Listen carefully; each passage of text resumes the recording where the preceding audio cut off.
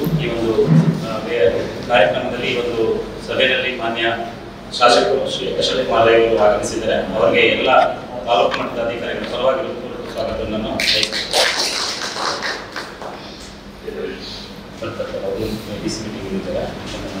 ಮಾಡಿ ಫಸ್ಟ್ ಕಾರ್ಯಕ್ರಮ ಮಾಡುವ ಸ್ಥಳ ಆಗ್ತದೆ. ಅಲ್ಲೇ ಕಿಲ್ಲ ಮೈದಾನ ಆಗ್ತದೆ. ಕಿಲ್ಲ ಮೈದಾನದಲ್ಲಿ ನಮ್ಮದೊಂದಿಷ್ಟು ಸಣ್ಣದಾಗಿ ಪೊಲೀಸ್ ಪ್ಯಾರೇಡ್ ಎಲ್ಲ ಇರ್ತದೆ. ಅದನ್ನು ಮುಗಿಸ್ಕೊಂಡು 9 ಗಂಟೆ ಕರೆಕ್ಟಾಗಿ ಆಗ್ತದೆ. ಅಲ್ಲಿಂದ ನಂತರ ನಾವು ಹೊರಭಾಗ ಬರ್ತೀವಿ. ಅಲ್ಲಿ 1 ಗಂಟೆವರೆಗೂ ನಮ್ಮ ಮಕ್ಕಳದ ಕಾರ್ಯಕ್ರಮ ಇರ್ತದೆ. 5 ಶಾಲೆ 5 ಕಾರ್ಯಕ್ರಮ ಮುಗಿಯ 1 ಗಂಟೆ 9 ಗಂಟೆ ಆಗ್ತದೆ. ಇಬ್ಬರು ನಿವೃತ್ತ ಮಾಜಿ ಸೈನಿಕರಿಗೆ ಸನ್ಮಾನ ಮಾಡುವ ಅವ್ರು ಬಂದಿದ್ದಾರೆ. ಅದನ್ನು ಮಾಡ್ತಾರೆ. ಇಲ್ಲಿ ಗಂಟೆ ಯಾರು ಅದೆಲ್ಲ ಮಾಡ್ತೀವಿ. ಪ್ಯಾರೇಡ್ ಯಾರು ಮಾಡಬೇಕು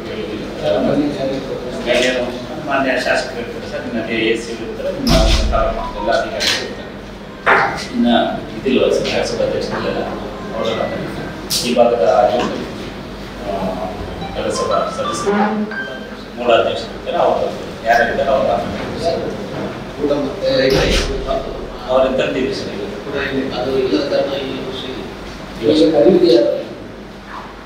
ನಾವು ಕರೀತೀವಿ ಸರ್. ಹಾಲಿ ಮತ್ತು ಮಾಜಿ ಜನಪ್ರತಿನಿಧಿಗಳು, ಸರ್ಕಾರಿ ಇಲಾಖೆ ಮುಖ್ಯಸ್ಥರು ಮತ್ತು ಸಿಬ್ಬಂದಿ, ಶಿಕ್ಷಣ ಸಂಸ್ಥೆಗಳ ಮುಖ್ಯಸ್ಥರು ಹಾಗೂ ಸಿಬ್ಬಂದಿ ಸಂಘ ಸಂಸ್ಥೆಗಳ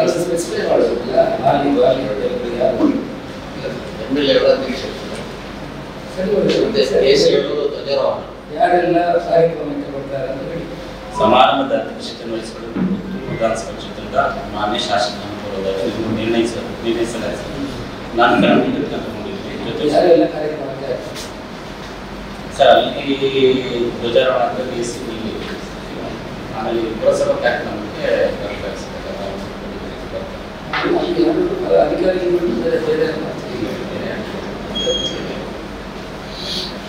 ಪೆರೇಡ್ ಅಲ್ಲ ಸರ್. ಪೆರೇಡ್ ಅಲ್ಲಿ ಇಲ್ಲೇ ಧ್ವಜಾರೋಹಣ ತಕ್ಷಣ ಪೆರೇಡ್ ಆಗ್ತದೆ. ಪೆರೇಡ್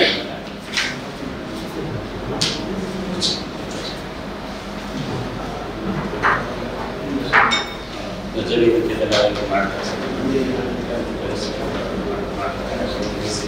ರಾಷ್ಟ್ರೀಯ ಕನ್ನಡ ಶಾಲೆ ಅವರು ಮಾಡ್ತಾರೆ ಸರ್. ಇನ್ನು 5 ಶಾಲೆಗಳು ಯಾವುದರಿಂದ ಮಾಡಿದ್ವಿ. ಮುಖ್ಯ ಶಾಲೆಗಳು ವಿವೇಕಾನಂದ ಸಂತಕಲಿಂಗ ಕೊಡಿಸಲು 5 ಶಾಲೆಯ ವಿದ್ಯಾರ್ಥಿಗಳು ನಮಗೆ ಕಾರ್ಯಕ್ರಮ ಕೊಡ್ತಾರೆ. ಸೊ ನಂತರ ಸಾಂಸ್ಕೃತಿಕ ತಂಡಗಳ ಅತಿಥಿಗಳಿಗೆ ಸ್ಮರಣಿಕೆಯನ್ನು ಕೊಡಲಿಕ್ಕೆ ವ್ಯವಸ್ಥೆ ಮಾಡಿದ್ವಿ. ಅದನ್ನ ಸಾಂಸ್ಕೃತಿಕ ಕಾರ್ಯಕ್ರಮ ಈಗ ಮಾಡ್ತಾರೆ ಸರ್. 5 ಶಾಲೆಯಲ್ಲಿ ಮಾಡ್ತಾರೆ.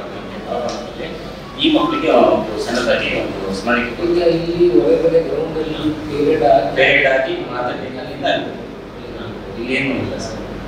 ಏನಾದರೂ ಇಂಥಲ್ಲಿ ಅಷ್ಟೇ ಕರೆಕ್ಟ್. ಇಂಥಲ್ಲೇ ಪೊಲೀಸ್ NCC ಮೊದಲೇ ಅದೊಂದು ಸಾಂಸ್ಕೃತಿಕ ಕಾರ್ಯಕ್ರಮ. ಆಮೇಲೆ ಸಾಂಸ್ಕೃತಿಕ ಕಾರ್ಯಕ್ರಮ ಇಡೋ ವಿದ್ಯಾರ್ಥಿ ಸಾಂಸ್ಕೃತಿಕ ಕಾರ್ಯಕ್ರಮ ಇದೆಲ್ಲ ಪೇರಿಯಡ್ ಆದ್ಮೇಲೆ ಸಾಂಸ್ಕೃತಿಕ ಕಾರ್ಯಕ್ರಮ ಇದಾದ್ಮೇಲೆ ಪೇರಿಯಡ್ ಆದ್ಮೇಲೆ ಸರ್ ಇಲ್ಲಿ ಮುಗಿಸ್ಕೊಂಡು ಈಗ ಕಾರ್ಯಕ್ರಮ ಸನ್ಮಾನ ಮಾಡಿ ಮತ್ತೆ ಸಾಂಸ್ಕೃತಿಕ ಅಲ್ಲಿ ಮಧ್ಯಾಹ್ನ ಆದ್ಮೇಲೆ ಇಲ್ಲಿ ನಮ್ಮದು ಧ್ವಜಾರೋಹಣ ಆಗಿದ್ಮೇಲೆ ಅಲ್ಲಿ ಸ್ಪೀಚ್ ಎಲ್ಲ ಅಲ್ಲಿ ಆ ಸ್ಪೀಚ್ ಆದ್ಮೇಲೆ AC ಅವರು ಮಾತ್ರ ಇಲ್ಲಿ ಧ್ವಜಾರೋಹಣ ಮಾಡಿದ ಕೂಡಲೇ ಧ್ವಜಸ್ತಂಭದ ಹತ್ರ ಸಂದೇಶ ಕೊಡಲಿಕ್ಕೆ ಸರ್. ಅನಂತರ ಸಭಾ ಕಾರ್ಯಕ್ರಮ ಪ್ರಾರಂಭ ಮಾಡ್ತಾರೆ. ಅಲ್ಲಿ ನಾವು ಸ್ವಾಗತ ಇದೆಲ್ಲ ಆಗಿ ಅಲ್ಲಿ ಸನ್ಮಾನ ಕಾರ್ಯಕ್ರಮ ಮತ್ತು ಇದರಲ್ಲಿ ಮಾತಾಡೋದು ಅಧ್ಯಕ್ಷ ಮಾಡೋದು ಅದೆಲ್ಲ ಆದ ಮೇಲೆ ಸಾಂಸ್ಕೃತಿಕ ಕಾರ್ಯಕ್ರಮ 5 ನಿಮಿಷ ಆಗ್ತದೆ ಸರ್. ಮೊದಲಿಂದ ಕೂಡ ಧ್ವಜಾರೋಹಣದ ಕೂಡಲೇ ಗಾಂಧಿಘಾಟ್ಗೆ ಬರೋದಿಲ್ಲ. ಆಮೇಲೆ ಬರೋದು ಇಲ್ಲಿ ಯಾವಾಗಲೂ ಧ್ವಜಾರೋಹಣ ಮಾಡಿದ ಕೂಡಲೇ ಗಾಂಧೀಜಿ ಅವರಿಗೆ ಗೌರವ ಮಾಡಿ ಅಲ್ಲಿ ಧ್ವಜಾರೋಹಣ ಶಾಸಕರು ಮಾಡಿ ಬರುದು. ಯಾವಾಗ ಯಾಕಂದ್ರೆ ಮೊದಲಿನ 20 ವರ್ಷ ಅದೇ ರೀತಿ ಮಾಡ್ತಾ ಇದ್ರು. ಈಗ ಬದಲಾವಣೆ ಗಾಂಧೀಜಿಯವರಿಗೆ ಅವಮಾನ ಆಗ್ತದೆ. ಗಾಂಧಿ 8 ಗಂಟೆಗೆ ಅಂತ ಗಾಂಧಿ ಕಟ್ಟೆಯಲ್ಲಿ 8 ಗಂಟೆಗೆ ಧ್ವಜಾರೋಹಣ, 8:30ಗೆ AC ನಮ್ಮ ಆಫೀಸ್ನ ಎದುರುಗಡೆ ಮಾಡ್ತಾರೆ, 9 ಗಂಟೆಗೆ ಕಿಲ್ಲೆ ಮೈದಾನ.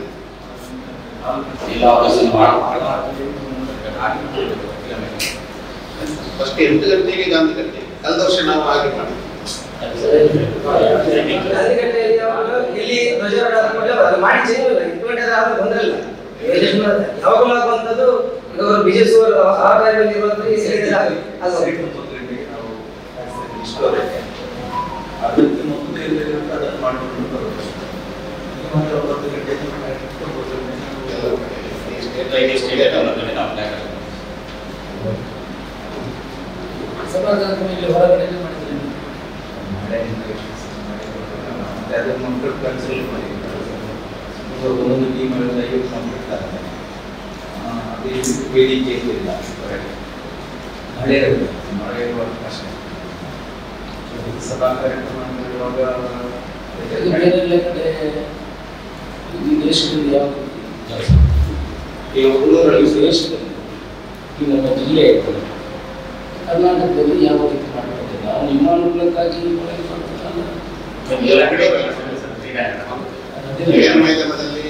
ಅದೇ ನಾವು ಕಲ್ಚರ್ ಹೋದ್ರೆ ಪುರಭವನದಲ್ಲಿ ಕಲ್ಚರ್ ಮಾಡಿ ಈ ಸಭಾ ಕಾರ್ಯಕ್ರಮ ಕಲ್ಚರ್ ಮಧ್ಯದಲ್ಲಿ ನಡೀತದೆ ಅದು ಮಾಡೋದು.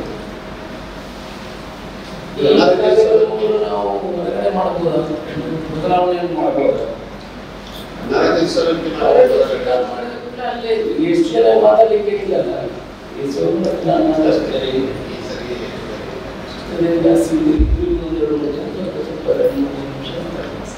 ಟೋಟಲ್ ಕಾರ್ಯಕ್ರಮವನ್ನು ನಾವು 20 ನಿಮಿಷ 25 ನಿಮಿಷದಲ್ಲಿ ಮುಗಿಸುವುದು.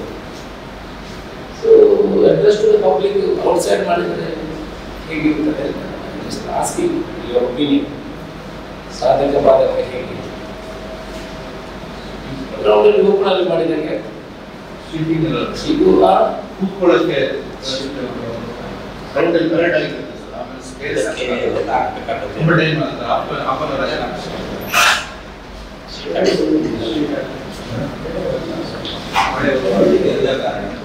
ನಾವು ಮಾಡಿದ್ವಿ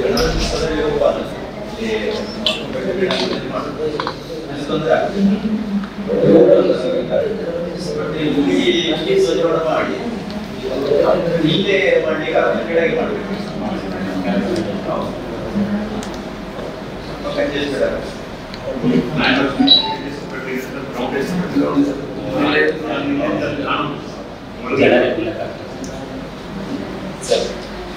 ನೆಕ್ಸ್ಟ್ ಈ ಮಕ್ಕಳಿಗೆ ಒಂದಿಷ್ಟು ಚಾಕ್ಲೇಟ್ ಮತ್ತು ಲಘುಪಹಾರನ ಅವರಿಗೆ ವ್ಯವಸ್ಥೆ ಮಾಡಿ ಸರ್. ಕ್ಯಾಂಪ್ ಹೋದವರು ಕೊಡ್ತಾರೆ, ಕಾಫಿಲರ್ ಸ್ವೀಟ್ಸ್ ಮಾಡಿ ಕೊಡ್ತಾರೆ. ಇಷ್ಟು ಅವ್ರ ಪಾನಿ ಮತ್ತು ಮಾಲಿಂಗೇಶ್ವರ ದೇವಸ್ಥಾನದ ನಮಗೆ ಚಿಡಿ ಕೊಡ್ತಾರೆ. ಹಿಂದೂ ದೇವಸ್ಥಾನ ಅವರು ಸಮಯದಲ್ಲಿ ಸಹಾಯ ಮಾಡ್ತಾರೆ ಸರ್. ಅವ್ರನ್ನ ದೇವಸ್ಥಾನದಿಂದ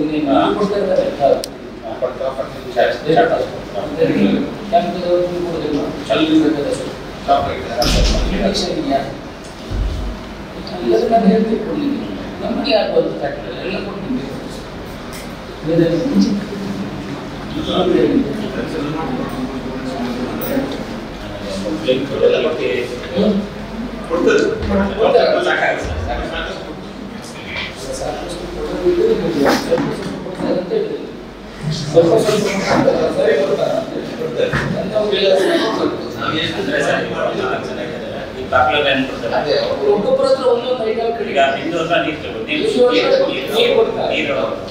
ಬಾಲಕೇಶ್ವರ ಟೆಂಪಲ್ ಕಾಫಿ ತಿಂಡಿ ಕೊಡ್ತಾರೆ.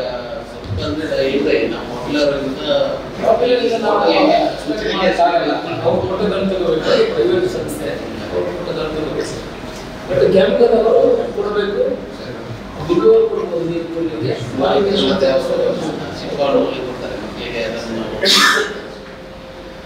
ಸ್ವಾತಂತ್ರ್ಯೋತ್ಸವದ ಬಾಬತ್ತು ಅಲಂಕಾರ ಮಾಡಲಿಕ್ಕೆ ಎಲ್ಲ ಸರ್ಕಾರಿ ಕಚೇರಿಗಳಲ್ಲಿ ಆಗಬೇಕು, ಲೈಟಿಂಗ್ಸ್ ಆಗಬೇಕು. ಹಿಂದಿನ ದಿನ ನೀಟಾಗಿ ಮಾಡಬೇಕಂದ್ರೆ ಮತ್ತು ಗಾಂಧಿ ಕಟ್ಟೆ ಕಾರ್ಪೊರೇಷನ್ ಅದು ಕ್ಲೀನ್ ಆಗ್ತದೆ. ಅವ್ರು 8 ಗಂಟೆಗೆ ಅಲ್ಲಿ ಒಂದು ಪೂಜೆ ಆಗ್ತದೆ. ಈ ಲೈಟ್ ಹೀಗೆ ಇಂಡಿಪೆಂಡೆಂಟ್ ಹೇಗೆ ಅವರು ಮಾಡ್ತಾರೆ ಗೌರ್ಮೆಂಟ್ ಮೀಟಿಂಗ್ಸ್ ನೋಡಿ. ದಸರಾ ಮಾಡುವಾಗ ಇಲ್ಲಿ ನಮ್ಮ ಮಂಗಳೂರಲ್ಲಿ ಎಲ್ಲರಿಗೂ ಇನ್ಸ್ಟ್ರಕ್ಷನ್ ಕೊಡ್ತಾರೆ, ನೀವು ನಿಮ್ಮ ಬಿಲ್ಡಿಂಗ್ಗಳನ್ನು ಡೆಕೋರೇಷನ್ ಮಾಡಬೇಕು. ಯಾರು ಕೊಡಬೇಕು ಒಂದು ಕ್ರಮವಾಗಿ ಎಲ್ಲ ಪ್ರೈವೇಟ್ ಬಿಲ್ಡಿಂಗ್ಗಳು ಡೆಕೋರೇಷನ್ ಲೈಟಿಂಗ್ ಆಗ್ತದೆ. ನಾವು ಸ್ವಲ್ಪ ಬದಲಾವಣೆಗಳನ್ನು ಕಾಣಬೇಕು.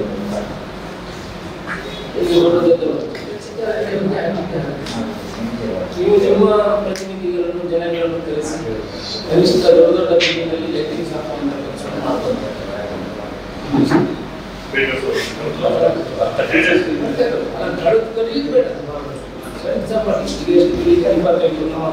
ಮೇನ್ ರೋಡಲ್ಲಿ ಒಂದು 25-30 GL ಆಚಾರ್ಯ ಇಂಥವರು ಅವರಿಗೆಲ್ಲ ಡೆಕೋರೇಷನ್ ಮಾಡಿಸಿ ಈ ವರ್ಷ ಒಂದು 50-25 ಬಿಲ್ಡಿಂಗ್ ಜಾಸ್ತಿ ಮಾಡಿದ್ದಾರೆ. ಮತ್ತೆ ಕಾನ್ಸೆಪ್ಟ್ ಇದು ಮಲಿಂಗೇಶ್ವರ ದೇವಸ್ಥಾನದ ಜಾಗ ಮಾಡ್ತಾರೆ. ಇನ್ನು ಇದಕ್ಕೆ ಇದು ದೇಶದ ಇಂಡಿಪೆಂಡೆನ್ಸ್ ಇಂಥ ಪುಸ್ತಕಗಳಿಗೆ ಒಂದು ನಾವು ಮಲಿಂಗೇಶ್ವರ ಜಾತ್ರೆ ಮಾಡಿದ್ವಿ. ಸ್ವಲ್ಪ ಬದಲಾವಣೆ ಕಾಣಬಹುದು. ನಾವು ಅವತ್ತು ಬೇರೆ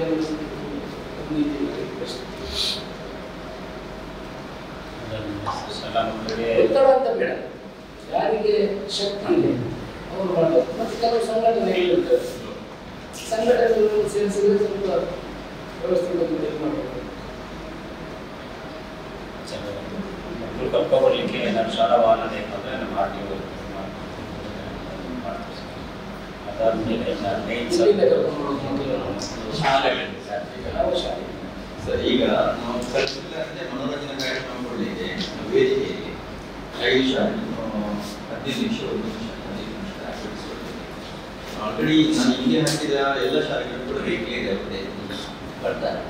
ಈಗ ಸರ್ ಹೇಳಿದಾಗೆ ಮಾರ್ಚ್ ಪಾಸ್ಟ್ ಅಂತ ಹೇಳುವಂಥದ್ದು ಇಲ್ಲಿ ಮಾಡಿದ್ರೆ ಸ್ವಲ್ಪ ಇಕ್ಕಟ್ಟಾಗ್ತದೆ. ನಾವು ತಪ್ಪಬೇಕಾಗ್ತದೆ, ಅವರಿಗೆ ಕೊಡಬೇಕಾಗ್ತದೆ ವಾಹನ ಅವರಿಗೆ ರಿಹರ್ಸಲ್ಗೂ ಕೊಡಬೇಕು ಮತ್ತೆ ಅವತ್ತು ಕೊಡಬೇಕು.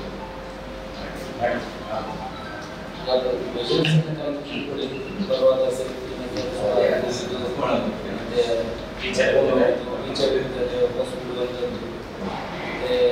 ಆ ಜವಾಬ್ದಾರಿಯನ್ನು ಪೂರ್ತಿ ತಗೊಂಡೋಗಿ ಮಾಡಬೇಕು. ಅವರವಾಗಿ ಏನಾದರೂ ಆ ಕಡೆ ಈ ಕಡೆ ಆಗಲಿಲ್ಲ. ಸಿನ್ಸ್ ಇದು ಗೌರ್ಮೆಂಟ್ ಹೋದರೆ ನಾವು ಎಲ್ಲ ಜಾಗೃತಿಯನ್ನು ಮಾಡಬೇಕು. ಸನ್ಮಾನ ಮಾಡ್ತೀವಿ. 2 ಜನ ನಿವೃತ್ತ ಯೋಧರನ್ನೇ ಸನ್ಮಾನಿಸುವುದಾಗಿ ಆ ಯೋಧರನ್ನು ಗುರುತಿಸಿ ಹೆಸರು ಸೂಚಿಸಿದ ನಿವೃತ್ತ ಸೈನಿಕರ ಸಂಘದ ಅಧ್ಯಕ್ಷರಿಗೆ ಕೇಳಿಕೊಳ್ಳುವುದಾಗಿ ನಿರ್ಣಯಿಸಲಾಗಿದೆ. ಮತ್ತು ನಮ್ಮ ರಾಜ್ಯ ಮಟ್ಟದಲ್ಲಿ ರ್ಯಾಂಕ್ ಇದೆ SSLC ಮತ್ತು PUC ವಿದ್ಯಾರ್ಥಿಗಳನ್ನ ಗುರುತಿಸಿ ಸನ್ಮಾನೋತ್ಸವ ತೀರ್ಮಾನಿಸಲಾಗಿದೆ. 2 ಸನ್ಮಾನ ಇಟ್ಕೊಂಡಿದ್ದೀವಿ, SSLC ಮತ್ತು PUC ನಿವೃತ್ತ ನಿವೃತ್ತಿ ಯೋಧರಿಗೆ ತುಂಬ ಸನ್ಮಾನ. SSLC ಮತ್ತು 3 ಟಾಪ್ ಮತ್ತು ಅವರಿಗೆ ಟಾಪ್ PUC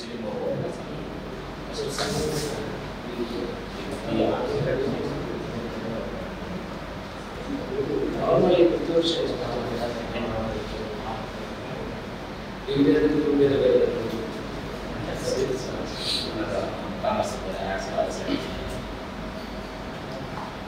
ಇಷ್ಟು ಸರ್. ಆಮೇಲೆ ಅಮರ್ ಜವಾನ್ ಸ್ಮಾರಕಕ್ಕೆ ಅಲಂಕಾರ ಮತ್ತು ಗೌರವ ಸಮರ್ಪಣೆಯನ್ನು ಆಯೋಜನೆಗಳನ್ನು ಅಂಬಿಕಾ ವಿದ್ಯಾಲಯಗಳು ಸಂಚಾಲನೆ ಅವರನ್ನು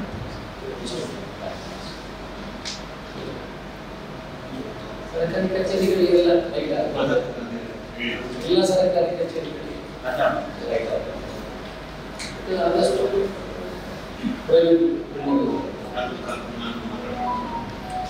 ಸ್ವಲ್ಪ ಖರ್ಚು ವೆಚ್ಚ ಬರ್ತದೆ ಸರ್. ಅದಕ್ಕೋಸ್ಕರ ಪ್ರಾದೇಶಿಕ ಸಾರಿಗೆ ಇಲಾಖೆ, ಕೃಷಿ ಇಲಾಖೆ, ನೋಂದಣಿ ಇಲಾಖೆ, ಮೆಸ್ಕಾಂ, ಲೋಕೋಪಯೋಗಿ ಇಲಾಖೆ, ಪಂಚಾಯತ್ ರಾಜ್ ಇಂಜಿನಿಯರಿಂಗ್ ಇಲಾಖೆ, ಪೊಲೀಸ್ ಇಲಾಖೆ, KPMC ಪುತ್ತೂರು, ವಾಣಿಜ್ಯ ತರಬೇತಿಕರಣ ಸಹಕಾರ ಸಂಘಗಳು, ಪರಿಣಾಮಕರು, ಅಬಕಾರಿ ಉಪಾಧ್ಯಕ್ಷರು ಪುತ್ತೂರು ಇವರನ್ನ ಈ ಕಾರ್ಯಕ್ರಮದ ಜವಾಬ್ದಾರಿ ವಹಿಸಿಕೊಡುವುದನ್ನು ಹೇಳ್ತೇವೆ. ಅದು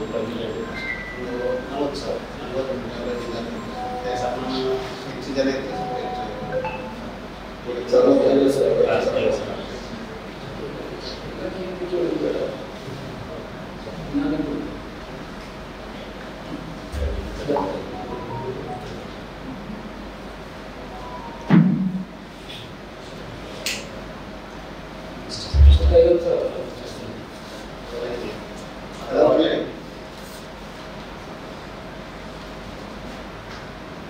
ಪ್ರತಿ ಗ್ರಾಮ ಪಂಚಾಯತ್ ಆಚರಣೆ ಮಾಡಲಿಕ್ಕೆ ಒಂದು ಕೆಲವು ಕಡೆಯಲ್ಲಿ ಧ್ವಜಸ್ತಂಭ ಇಲ್ಲ. ನಿಡ್ಪಳ್ಳಿಯಲ್ಲಿ ಪಂಚಾಯತ್ ಧ್ವಜಸ್ತಂಭ ಆಗಿದೆ, ಅದು ಬೇಗ ಆಗಿ ಈ ವರ್ಷ ಸ್ವಾತಂತ್ರ್ಯೋತ್ಸವ ಆಗಬೇಕಂದ್ರೆ ನಿಡ್ಪಳ್ಳಿ ಪಂಚಾಯತ್ ಅಲ್ಲಿ ಧ್ವಜಸ್ತಂಭ ಇಲ್ಲ. ನಿಡ್ಪಳ್ಳಿ ಇವರಿಗೆ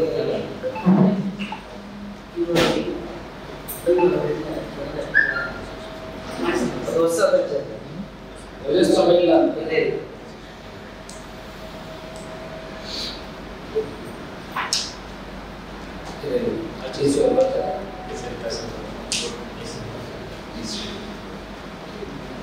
ಆಗ್ಬೋದು. ಸ್ವಾತಂತ್ರ್ಯ ಸಂಭ್ರಮಾಚರಣೆಯನ್ನು ನಡೆಸಲು ಇವಾಗ ಎಲ್ಲ ಅಧಿಕಾರಿಗಳ ಸಭೆಯನ್ನು ಕರೆದಿದೆ. ಎಲ್ಲ ಅಧಿಕಾರಿಗಳು ಅವರವರ ಅಭಿಪ್ರಾಯವನ್ನು ತಿಳಿಸಿದ್ದಾರೆ. ಒಳ್ಳೆಯ ರೀತಿಯಲ್ಲಿ ಸ್ವಾತಂತ್ರ್ಯ ದಿನಾಚರಣೆಯನ್ನು ಆಚರಿಸಬೇಕಂತ ಎಲ್ಲರ ಅಭಿಪ್ರಾಯ ವ್ಯಕ್ತಪಡಿಸಿದ್ದಾರೆ. ಆದ್ದರಿಂದ ಎಲ್ಲ ಸರ್ಕಾರಿ ಕಟ್ಟಡ, ಎಲ್ಲ ಸರ್ಕಾರಿ ಕಚೇರಿಗಳಲ್ಲೂ ಕೂಡ ಅವರು ಧ್ವಜಾರೋಹಣ ಮಾಡುವಂಥ ಕೆಲಸಗಳನ್ನು ಮಾಡಬೇಕು. 9 ಗಂಟೆಗೆ ಇಲ್ಲಿ AC ಕಚೇರಿಯಲ್ಲಿ ಧ್ವಜಾರೋಹಣ ಮಾಡುವ ಮೂಲಕ ಎಲ್ಲ ಶಾಲೆಗಳ ಮಕ್ಕಳು ಪೆರೇಡ್ ಮಾಡುವ ಮುಖಾಂತರ ಸಾಂಸ್ಕೃತಿಕ ಕಾರ್ಯಕ್ರಮವನ್ನು ಮಾಡುವ ಜೊತೆಗೆ 2 ಸೈನಿಕರಿಗೆ ಅಭಿನಂದನೆ ಮಾಡುವಂಥ ಕಾರ್ಯಕ್ರಮ, ಜೊತೆಯಲ್ಲಿ ಕಾಲೇಜಿನಲ್ಲಿ SSLC ಮತ್ತು ಸೆಕೆಂಡ್ PUCಯಲ್ಲಿ ರ್ಯಾಂಕ್ ಹೊಡೆದವರಿಗೆ ಟಾಪರ್ಸ್ಗೆ ಒಂದು ಪ್ರಶಸ್ತಿ ಪ್ರದಾನ ಮಾಡುವ ಕಾರ್ಯಕ್ರಮವನ್ನು ಇಟ್ಕೊಂಡಿದ್ವಿ. ಈ ಸಲ ಎಲ್ಲ ನಮ್ಮ ಪುರಸಭಾ ಕಮಿಷನ್ ಮೂಲಕ ಎಲ್ಲ ಪ್ರೈವೇಟ್ ಅಂದರೆ ಪ್ರೈವೇಟ್ ಬಿಲ್ಡಿಂಗಲ್ಲಿ ಕೂಡ ದೀಪಾಲಂಕಾರ ಮಾಡಬೇಕು ಅನ್ನೋ ಒಂದು ಸೂಚನೆಯನ್ನು ಕೊಟ್ಟಿದ್ದೀನಿ. ಎಲ್ಲ ಗ್ರಾಹಕರು ಇಲ್ಲಂದರೆ ಮಾಲಕರು, ಬಿಲ್ಡಿಂಗ್ ಮಾಲಕರು, ಕಟ್ಟಡ ಮಾಲಕರು ಕೂಡ ಇದಕ್ಕೆ ಸಹಕರಿಸಬೇಕು. ಅಂದರೆ ಇಡೀ ನಮ್ಮ ಈ ಸ್ವಾತಂತ್ರ್ಯ ದಿನಾಚರಣೆಯನ್ನು ಸಂಭ್ರಮವನ್ನು ನಾವೆಲ್ಲ ಅನುಭವಿಸಲು ನಮಗೆ ಒಂದು ಗೌರವ ತರುವಂಥ ಈ ಸಂತೋಷದ ದಿನ, ಮತ್ತು ನಾವು ಅದನ್ನು ಆಚರಿಸುವಂಥ ಕೆಲಸವೂ ಕೂಡ ಆಗಬೇಕು. ನೀವು ಹೊರ ದೇಶಗಳಲ್ಲಿ ನೋಡಿದರೆ ವಿಶಿಷ್ಟ ರೀತಿಯಲ್ಲಿ ಆಚರಣೆ ಮಾಡೋದನ್ನು ಕಾಣ್ತೇವೆ. ಫಾರ್ ಎಕ್ಸಾಂಪಲ್ ಸಿಂಗಾಪುರ್ ಅವ್ರ ಚೈನಾಕ್ಕೆ ಹೋದರೆ ಅವರು ಇಡೀ ದೇಶಕ್ಕೆ 3 ದಿವಸ ರಜೆ ಕೊಡ್ತಾರೆ. ವಿಶಿಷ್ಟ ರೀತಿಯಲ್ಲಿ ಒಂದೊಂದು ದಿವಸ ಒಂದೊಂದು ರೀತಿಯಲ್ಲಿ ಆಚರಿಸುವಂಥ ಅದನ್ನು ಸಂಭ್ರಮಿಸ್ತಾರೆ. ನಮಗೆ ನಮ್ಮ ಹಿಂದಿನವರು ಇದಕ್ಕೆ ಪಟ್ಟಂಥ ಕಷ್ಟದ ಅನುಭವಗಳು ನಮಗೆ ಕಡಿಮೆ ಅಂತ ಹೇಳಲಿಕ್ಕೆ ನಾನು ಇಚ್ಛೆಪಡ್ತೇನೆ. ಯಾಕಂತೇಳಿದ್ರೆ ನಾವು ಅದನ್ನು ಸಂಭ್ರಮಿಸುವುದು ಕಡಿಮೆ. ಬೆಳಿಗ್ಗೆ ಕಾರ್ಯಕ್ರಮಕ್ಕೆ ಬರುವಂಥದ್ದು, ಕಾರ್ಯಕ್ರಮದಲ್ಲಿ ಸೇರುವಂಥ ಜನಸಂಖ್ಯೆ ಕಡಿಮೆ.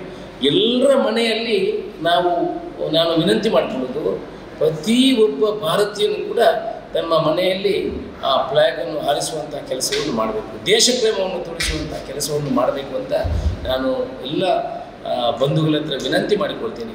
ಜೊತೆಯಲ್ಲಿ ನಮ್ಮಿಂದ ಆಗುವಷ್ಟು ನಮ್ಮ ಮನೆಯಲ್ಲಿ, ಇಲ್ಲ ನಮ್ಮ ಕಟ್ಟಡಗಳಲ್ಲಿ, ನಮ್ಮ ಶಾಲೆಗಳಲ್ಲಿ, ಬೇರೆ ಬೇರೆ ಕಚೇರಿಗಳಲ್ಲಿ, ಪಂಚಾಯತ್ಗಳಲ್ಲಿ ಕೂಡ ಈ ಸಂಭ್ರಮಾಚರಣೆಯನ್ನು ಆಚರಿಸಬೇಕು. ಅಲಂಕಾರ ದೀಪಗಳನ್ನು ಹಾಕಬೇಕು.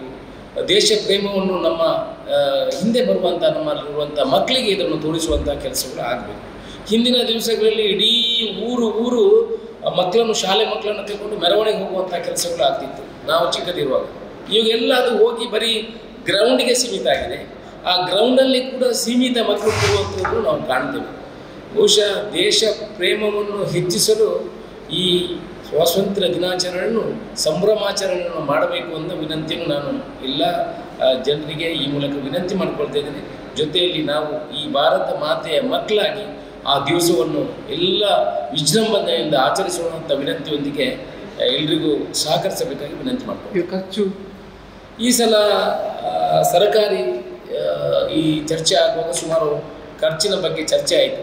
ಆಗ ಎಲ್ಲ ಇಲಾಖೆಗಳಿಂದ ಅವರು ಬೇರೆ ಬೇರೆ ಇಲಾಖೆಯವರು ಕೆಲವು ಖರ್ಚನ್ನು ವಹಿಸಿಕೊಳ್ಬೇಕು ಅನ್ನೋ ಮಾತನ್ನು ಇವತ್ತಿನ ಮೀಟಿಂಗಲ್ಲಿ ತಿಳಿಸಿದರು. ಅದಕ್ಕೆ ನಾನು ಹೇಳಿದ್ದೀನಿ, ಯಾವುದೇ ಇಲಾಖೆಯಿಂದ ನಾವು ಭ್ರಷ್ಟಾಚಾರದ ವಿರೋಧ ಕೆಲಸ ಮಾಡುವುದು, ಯಾವುದೇ ಅಧಿಕಾರಿಗಳು ಯಾವುದೇ ಇದಕ್ಕೆ ದುಡ್ಡು ತಗೊಳ್ಬಾರ್ದು, ಆ ಪೂರ್ತಿ ಖರ್ಚನ್ನು ನಾನು ಕೊಡ್ತೀನಿ ಅನ್ನೋ ವಿಚಾರವನ್ನು ಹೇಳಿದ್ದೀನಿ. ಅಂತೂ ಎಲ್ಲರೂ ಈ ಕಾರ್ಯಕ್ರಮದಲ್ಲಿ ಮಾತ್ರ ಒಳ್ಳೆಯ ರೀತಿಯಲ್ಲಿ ಭಾಗವಹಿಸಬೇಕು, ಕಾರ್ಯಕ್ರಮವನ್ನು ಒಳ್ಳೆಯ ರೀತಿಯಲ್ಲಿ ಮಾಡಬೇಕು ಅನ್ನೋದನ್ನು ವಿನಂತಿ ಮಾಡ್ಕೊಳ್ತೇನೆ.